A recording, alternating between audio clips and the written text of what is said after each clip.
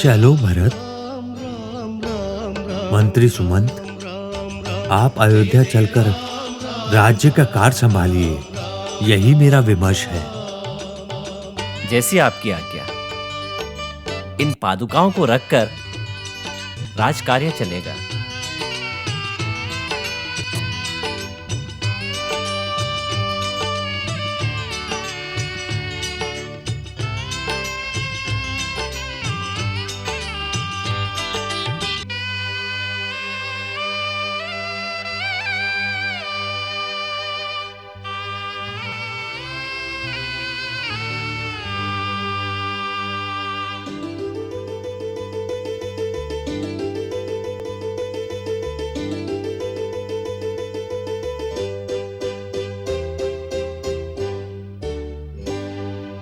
राम राम राम राम राम राम जय जय राम राम राम राम राम राम राम।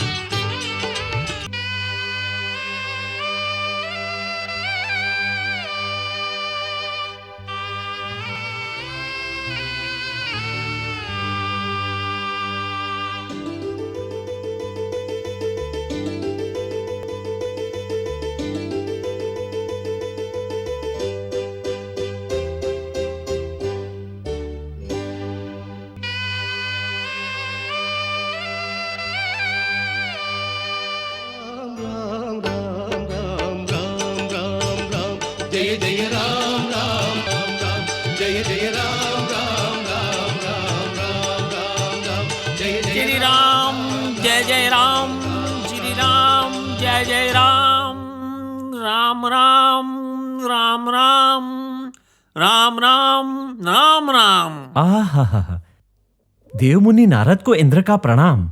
राम राम। ओहो स्वर्ग के देवेंद्र नरेश, आपका पृथ्वी पे स्वागत है। हमारी तरफ से आपको बहुत शुभकामनाएं। देवेंद्र, आपका धरती पे स्वागत है। मैं धन्य हुआ। देवेंद्र, कहिए धरती पर कैसे आना हुआ आपका? मैं आपको ही ढूंढ रहा था, किंतु आपसे मिलने पर मुझे संदेह हो रहा है कि आप ही नारद हैं या नहीं। राम राम। आप बताइए, ऐसा संदेह आपको क्यों हुआ? क्योंकि आप सदैव नारायण नारायण का जाप करते हैं, इसलिए। राम राम। किंतु आज आप राम राम राम राम का जाप कर रहे हैं, वो क्यों? ओ, इस बात को छोड़कर आप पहले मुझे ये बताइए कि मुझे ढूंढने का आपका कारण क्या है? नारद जी, धर्म की स्थापना के लिए और अधर्म के नाश के लिए नारायण भगवान ने स्वयं श्री राम के रूप में अवतार लिया है। यदि दशरथ ने उन्हें अयोध्या का राजा बना दिया तो फिर असुरों का नाश किस तरह से होगा और देवतागण स्वर्ग में शांति से कैसे रह पाएंगे? इसीलिए आपके कहने के अनुसार मैंने मंथरा को उकसा करके श्री राम को वन में भेजने का प्रबंध कर दिया। मुझे मंथरा को उकसाने के लिए आप ही ने तो आदेश दिया था ना। मैंने अपना काम किया और श्री राम का वानप्रस्थ चालू हो गया। हाँ हाँ, वनवासी श्री राम के द्वारा ही देवताओं के कष्टों का शीघ्र ही निवारण होगा। तभी तो आपको धन्यवाद देने के लिए मैं स्वर्गलोक को छोड़कर आपके समक्ष उपस्थित हुआ हूं नारद जी। किंतु यहाँ आकर देखता हूँ, यहाँ तो उल्टी गंगा बह रही है। आप सदा की तरह नारायण मंत्र का जाप करने की बजाय बार बार राम मंत्र का जाप किए जा रहे हैं। वो इसलिए देवेंद्र, क्योंकि भगवान द्वारा लिए गए अपने सारे अवतारों में से राम का अवतार ही अपने सारे अवतारों में सर्वश्रेष्ठ है। इस राम के अवतार में भगवान देवताओं के कष्टों का निवारण ही नहीं करेंगे, बल्कि इस अवतार में भगवान हमें सिखाएंगे कि एक मनुष्य को गृहस्थी किस प्रकार से चलानी चाहिए और तपस्वी को किस प्रकार से जीवन जीना चाहिए और कैसी कैसी मर्यादाओं का पालन करना चाहिए। ऐसे महान व्यक्ति का नाम जपना नारायण के नाम को जपने से भी अधिक ऊंचा है। इसीलिए मैं इस नाम का जाप कर रहा हूँ। देवेंद्र, याद रहे, राम नाम का जाप करने से ना केवल मनुष्य बल्कि देवताओं का भी उद्धार होगा। इसीलिए मैं इस नाम का जप कर रहा हूँ। यही वह मूल्य मंत्र है। देवर्षि वो कौन सा मंत्र है? श्री राघव दशरथ कजे हम, सीतापति रघुकुल वय रत्न दीपम, आजान बागु अरविंद यदायलाचम, रामम विचाचर विनाश करम नमामि। यही वो मंत्र है। नारद जी, आज मुझे एक सत्य का आभास हुआ है। कौन सा सत्य? वो ये कि इस समस्त विश्व के कल्याण के लिए ही आपने श्री राम को वन में भेज दिया, किंतु साथ ही उनके राज्याभिषेक को रोकने के पाप से बचने के लिए आपने श्री राम जी के राम नाम का जाप शुरू कर दिया। राम राम राम राम। देवेंद्र, मुझे ऐसा क्यों प्रतीत हो रहा है आप मेरी इस युक्ति को समझ नहीं पाए? क्या कहा? आपकी इस युक्ति को मैं नहीं समझ पा रहा हूं। हाँ, मेरी युक्ति को समझिए। मैं एक विश्वार्थ एकांकी हूं। मुझे किसी भी वस्तु से तनिक भी मोह नहीं है। मैं जो कार्य भी करता हूं वो तीनों लोगों के हित के लिए ही करता हूं मैं। इसलिए मैं कभी भी किसी प्रकार के पाप का भागी बिल्कुल नहीं बनता हूं। इसीलिए मैं आपको कह रहा हूं कि आप मेरी युक्ति को समझे नहीं अभी तक। श्री राम के संदर्भ में भी अगर कोई पाप का भागी बनेगा तो वो और कोई नहीं बल्कि काल पुरुष ही होगा। आप ठीक कहते हैं। देवेंद्र, काल पुरुष भी स्वयं अपने स्वार्थ के लिए कुछ भी नहीं करता है। वो भी भगवान की आज्ञा और नवग्रहों के गणित के अनुसार ही कार्य करता है। तो इसका ज्ञात आपको हुआ कि कोई भी अपनी इच्छा अनुसार कार्य नहीं कर सकता, चाहे वो काल पुरुष हो या कोई और मनुष्य हो। इसका अर्थ ये हुआ कि श्री राम के साथ जो कुछ भी हुआ उन्हीं की विधि का विधान था। हाँ, विधि के रचयिता भगवान पृथ्वी के मनुष्य को कल्याण करने हेतु विधि और मोह के बंधन में बंधकर उन्होंने इस अद्भुत क्रीड़ा को स्वयं रचा है।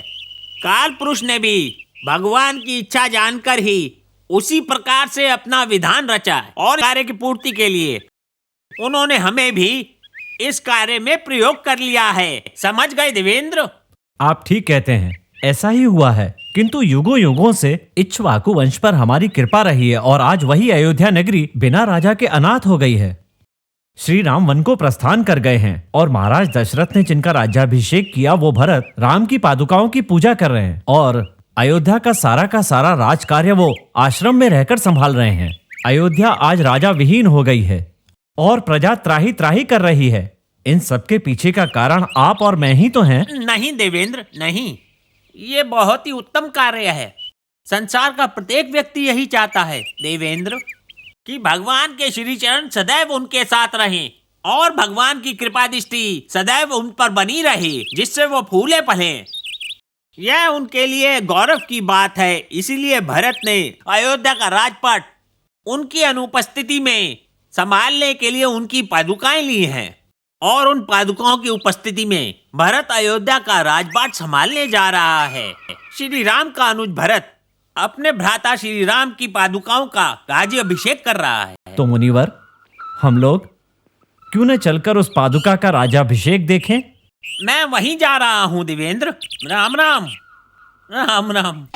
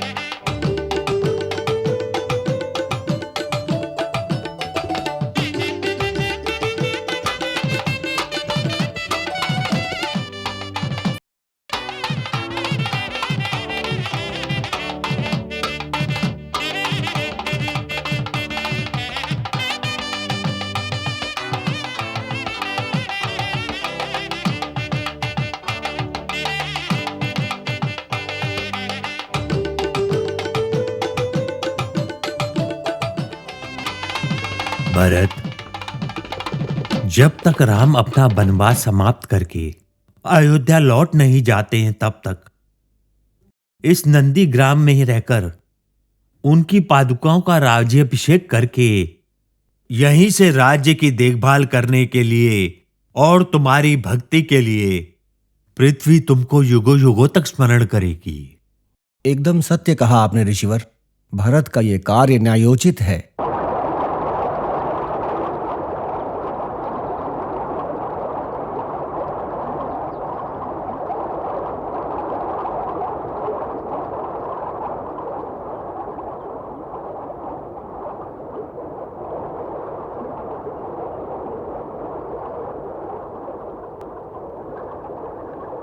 भैया, आप किस संबंध में विचार कर रहे हैं?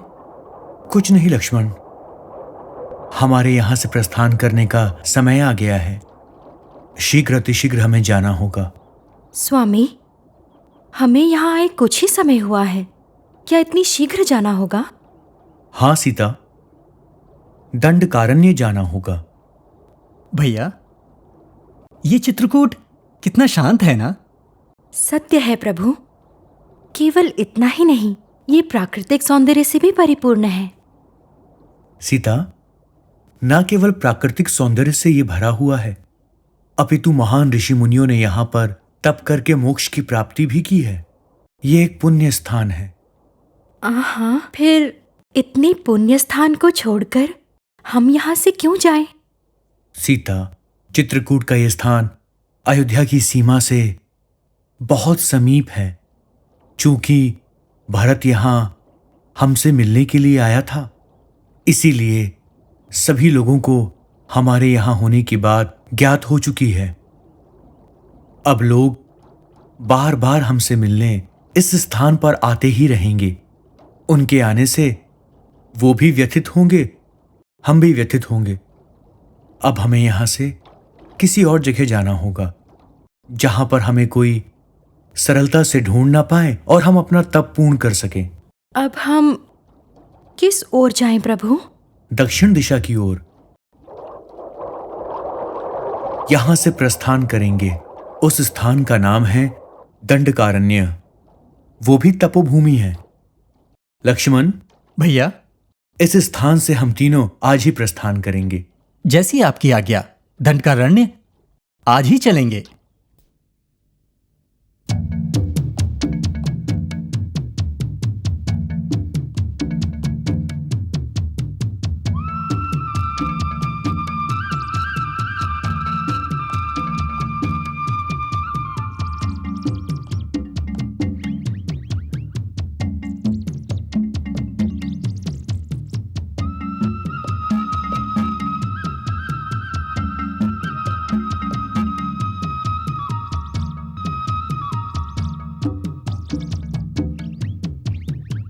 स्वामी, राह में एक बड़ा पर्वत दिखाई दे रहा है। सीता, ये विंध्य पर्वत है।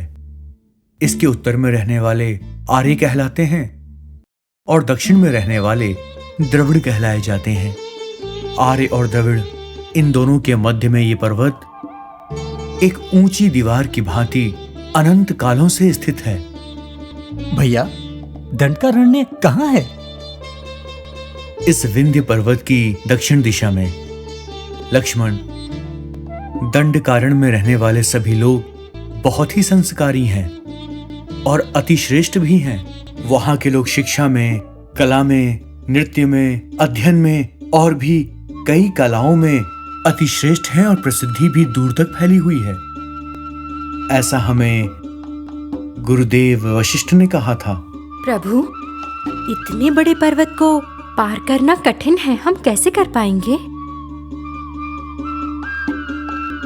इस विंध्य पर्वत के मध्य में कुछ घाटियां हैं, जिनके द्वारा लोग दक्षिण से उत्तर और उत्तर से दक्षिण दिशा की ओर जाते हैं। हम तीनों भी दंडकारण्य जाने हेतु इन्हीं घाटियों का प्रयोग करने वाले हैं। अब विलंब ना करते हुए हम तीनों को यहां से अतिशीघ्र प्रस्थान करना चाहिए। सीता,